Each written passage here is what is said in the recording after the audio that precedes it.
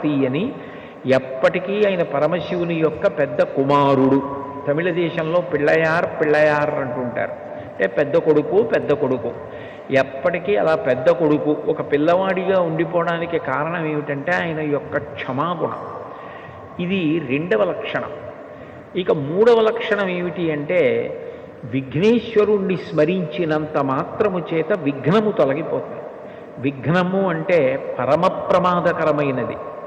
అది కార్యహంతి, అంటే ఇక కార్యము జరగకుండా చేసేస్తుంది. ఏదో కష్టపడితే కార్యం జరగడం కాదు, అసలు ఇక ఆ కార్యం జరగదు, అర్ధంతరంగా ఆగిపోతుంది. అట్లా కార్యం ఆగిపోయింది అంటే విఘ్నేశ్వరుని యొక్క అనుగ్రహం లేదు అని గుర్తు. అందుచేత విఘ్నమును తొలగించి కార్యము జరిగేటట్లు చెయ్యగలిగిన వాడెవరు అంటే విఘ్నేశ్వరుడు. విచిత్రమైన విషయం ఏమిటంటే ఇంత గొప్ప